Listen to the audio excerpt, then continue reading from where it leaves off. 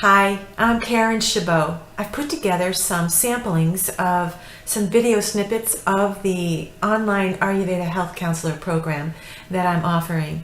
It's a one-year program. It's about 8 months of being online every Thursday night, and then the remainder of the program is guided independent study.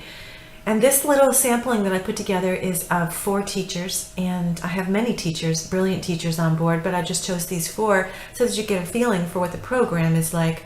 I chose Simon, and Simon Chabkowski is an author of several amazing books, and he's a Sanskrit scholar. He's really funny, he's entertaining, he's lively, he's just a walking encyclopedia. He is an astrologer, a Jyotish astrologer, as well as an Ayurvedic practitioner, and was the main faculty at the Ayurvedic Institute in New Mexico for a while. And you'll get to see Sonia Misako, who is also main faculty at the Ayurvedic Institute.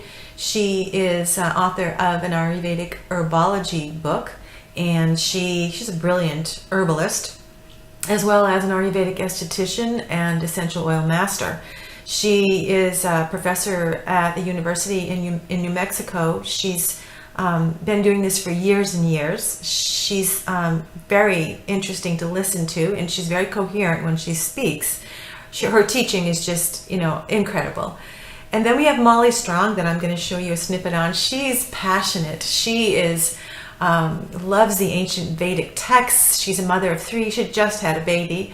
She's a yogini and a massage therapist, and she graduated from my program. She's a brilliant woman. She's a computer scientist as well as her bachelor's degree in computer science. There's nothing she doesn't know. So to have her on board is just an honor. So she's going to bring a lot of humor in, as well as a lot of brilliance into the program.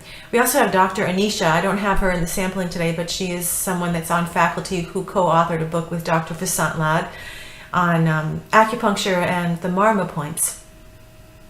So I can't say enough about how great the faculty is, and also to tell you that this program isn't about getting credentialed. It's not about a certification or a license, and although you can have that. It's not about a business card or a vocation, although you can have that with this program. I've had many, more than half of my graduates actually take the program simply for self-healing. So self-healing is a way to empower yourself to make informed choices on a daily basis, knowing yourself, your dosha, your constitution, what makes you unique, what makes you tick, why are you different, why would your one man's food be your poison and his medicine. So to learn about yourself is to love yourself and to stand in your power. And it's integrative, so we integrate allopathy and the Western medical system with this Eastern ancient, time-proven, holistic medical system that is recognized by the World Health Organization, by the way. It is a profound, holistic science and medical system. And to learn the foundations and the basics of it during this one-year program, it will help you become your highest self, your most potentialized, self-actualized, most radiant, healthy self. And living in a world with so many sick people, we really need to put our health first and to put our health in our hands. And this one-year program is designed for that. I hope you enjoy this little sampling that I put together. Thank you. So start using your pen to look very important. Yes, okay.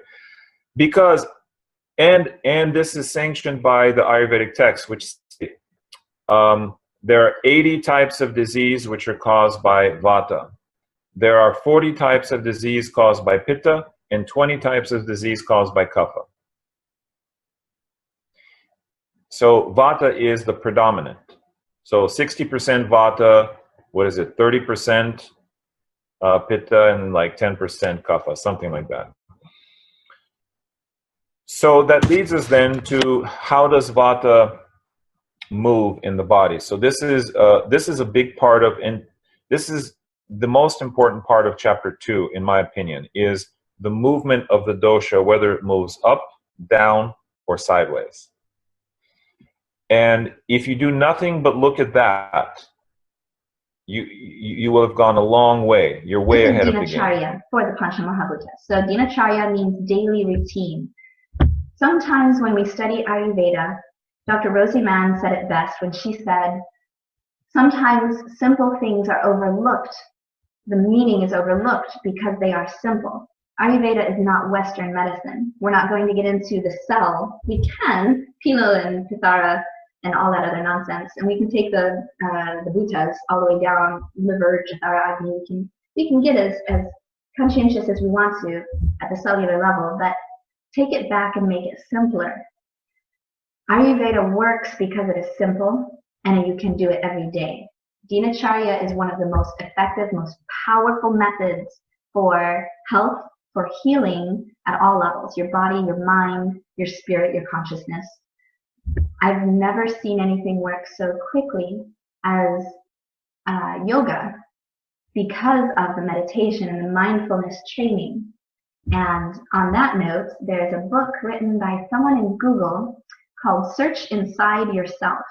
And it is beautiful. And it is mindfulness training, but it's put in Western language. Basic idea of how Ayurveda was cognized. So sutras really are poetry in music. So this was song. This whole thing was taught to Dr. Ladd and to all of his disciples, and his guru was taught this way in song. And for Dr. Ladd, sometimes when he was teaching, he would just break out in song. If he couldn't remember something, you know how when we're trying to remember the alphabet, we sing A, B, C, D, E, F, G, H, I. We go into the melody so we can remember if the F was before the E. So the melody helps to trigger the memory. So that's what he would do. If he couldn't remember the remedy for arthritis, he would start singing, and he'd sing out loud, and I didn't know what he was doing because I'm a Western girl, I just, traditional education, none of the teachers started breaking out in song.